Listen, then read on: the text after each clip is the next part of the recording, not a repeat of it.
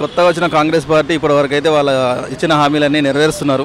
6 గ్యారెంటీలు అన్నారు. 6 గ్యారెంటీలు ఇప్పటి వరకు 4 కంప్లీట్ అయిపోయినట్టున్నాయి. ఇప్పుడు నెక్స్ట్ ఇది గృహలక్ష్మి కింద ఇల్లు లేని నిరుపేదలకు సంబంధించి నిన్న కొత్తగూడెంలో ఓపెన్ చేశారు.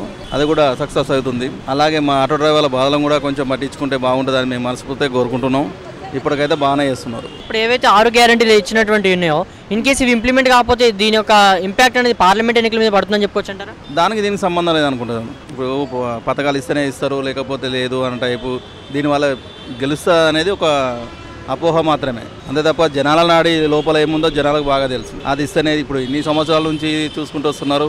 ఇటు టీఆర్ఎస్ ప్రభుత్వం చేసిన దాని గురించి కావచ్చు, వాళ్ళు ఇచ్చిన హామీలు అట్లనే ఉన్నాయి.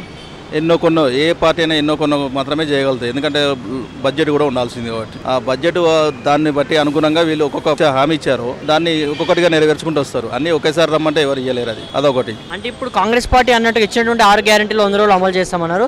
ఇక దీనికి చూసుకున్నట్టయితే ఒక సమయం కూడా అయిపోవచ్చింది. ఎలా ఉండబోతుంది అంటారన్న ముందు ఇప్పుడు టీఆర్ఎస్ ప్రభుత్వం కూడా చెప్పింది నిరుద్యోగ భృతి ఇస్తాను 5 సంవత్సరాల కింద చెప్పింది. చేసిందా? చేయలేదు. 5 సంవత్సరాలు దానికి పట్టినప్పుడు అయినా కూడా చేయలేదు. ప్లస్ 100 రోజులు అన్నంత మాత్రాన చేయాలని రూల్ ఏమైతే లేదు కదా. ఇప్పుడు హామీలు అనేది ఇస్తాను, ప్రతి రాజకీయ నాయకుడు ఇస్తాడు. ఇప్పుడు కేసీఆర్ ఇచ్చాడు, ప్లస్ కాంగ్రెస్ వాళ్ళు ఇచ్చారు. ఎవరిచ్చినా ఏదైనా సరే నిదానంగా జరుగుతూ ఉంటాయి. అన్నీ ఒకేసారి ఇవ్వాలంటే వాళ్ళతో కూడా కాని పని కదా. మళ్ళీ ప్లస్ ఇది ప్రజల దగ్గర నుంచి, ప్రజలు కట్టే పన్నుల నుంచి రావాల్సిన పథకాలే కదా తప్ప సొంతగా ఎవరు పథకాలు ఏమీ ఇయ్యరు. కాకపోతే పథకాలకు ఎవరు ఆశపడకుండా ఉండడం అనేది కొంతవరకు అభివృద్ధి జరగడానికి కారణం ఉంటుంది. పథకాలు తీసుకోవడం వల్ల ఏం అభివృద్ధి అయితే అనుకుంటున్నారు, కానీ అభివృద్ధి కాదు. దానివల్ల అప్పు మాత్రమే పెరుగుతుంది. ఆ అప్పు మళ్ళీ ప్రజలపై భారం పడుతుంది. ఈ ఉచిత పథకాలకు మాత్రం కంపల్సరీగా ఎవరు అడాక్టివ్ అవద్దని చెప్పేసి నేను అనుకుంటున్నాను. ఇప్పుడు ఉన్నటువంటి రేవంత్ రెడ్డి గారి ప్రభుత్వం ఉంది, గతంలో కేసీఆర్ గారి పరిపాలన ఎలా ఉందని చెప్పి పోల్చాలని కూడా ఇప్పుడు 100 రోజులే కదా సార్. ఇప్పటి వరకు అయితే ఓకే, బాగానే ఉంది. 100 రోజులలో మాక్సిమం తిరుగుతున్నాడు. టీఆర్ఎస్ చేసిన తప్పులు ఒప్పులను బయట పెడుతున్నారు, శ్వేతపత్రం రిలీజ్ చేస్తున్నారు. ఇవన్నీ కళ్ళ ముందు కనబడుతున్నాయి. ఇది మార్పే కదా, దీన్ని మార్పే అంటారు కదా. మాక్సిమం అయితే ఇంకా ఈయనకు 5 సంవత్సరాల టైం ఉంది. ఈ 5 సంవత్సరాల్లో చేంజ్ అవుతుంది కంపల్సరీ. రేపు చూద్దాం. ఆయన అధికారం ఒకరికే ఎప్పుడు ఇవ్వకూడదు. అధికారం ఒకరికే ఎప్పుడు ఇస్తే అభివృద్ధి అనేది జరగదు. వితౌట్ చేంజ్ చేసుకుంటూ పోతుంటే అతను ఎంత చేసాడు దానికంటే నేను ఎక్కువ చేయాలని చెప్పేసి ఒక కసి, ఒక పట్టుదల ఇలాంటివన్నీ ఉంటాయి. దానివల్ల అభివృద్ధి జరగడానికి ఆస్కారం ఉంటుంది. ఒక విధంగా ఈరోజు కాంగ్రెస్ ఈరోజు తెలంగాణలో అధికారం ఉందంటే దానికి కారణం నిరుద్యోగులు అని చెప్పుకోవచ్చు. మరి ఇప్పటికైనా నిరుద్యోగుల యొక్క జీవితాలు మారబోతుందని చెప్పుకోవచ్చు అంటారు ఈ ప్రభుత్వం ద్వారా?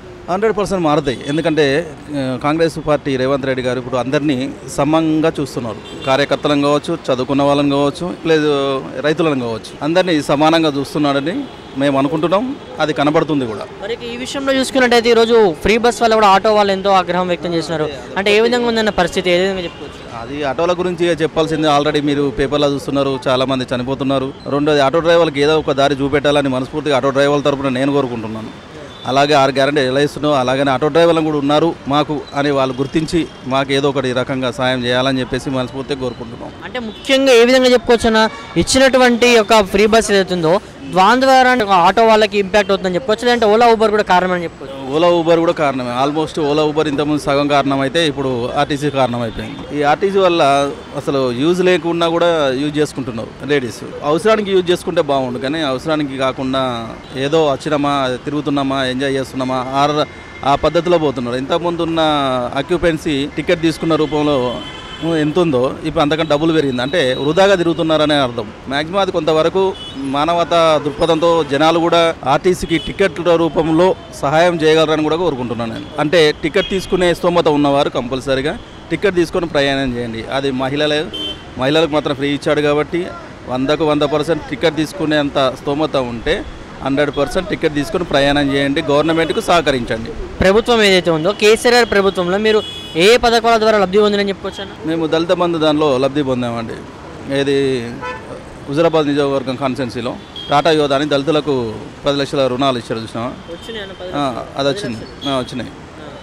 అంటే పైసలు చేతికి ఇవ్వరు, ఏదైనా వెహికల్ తీసుకోవాలి. బిజినెస్ పరంగా, వెహికల్ పరంగా మాక్సిమం వెహికల్స్ ఎక్కువ శాతము, తక్కువ కిరాణా షాపు, సమ్ అదర్ మెడికల్ షాప్లో ఏదో ఎవరికి ఏ దేంట్లో అనుభవం ఉంటే దాన్ని పిక్ చేసుకున్నారు. డబ్బులు ఇవ్వలేదు, చేతికి రూపాయి కూడా ఏమి ఇవ్వలేదు. వేరే స్కీమ్ ఏమున్నా రైతు బంధు అది నార్మల్, అది ఉన్నది అనేది. అది కూడా అది పేదవానికి ఏమో అది వర్కౌట్ కాదు. అది ఇప్పుడు రేవంత్ రెడ్డి గారు మంచి నిర్ణయం తీసుకున్నాడు. 5 నుంచి 10 ఎకరాల్లో పని చెప్పేసి ఇది కొంచెం మార్పు వచ్చే సూచన ఉన్నది. ఈ 50 ఎకరాలు 20 ఎకరాలు ఇవన్నీ ఉన్న వాళ్ళు అది ఇవ్వడం వేస్టే. వాళ్ళని బతికించడం తప్ప పేదోని బతికించే అయితే కాదు. ఇప్పుడు తీసుకున్న రేవంత్ రెడ్డి మాత్రము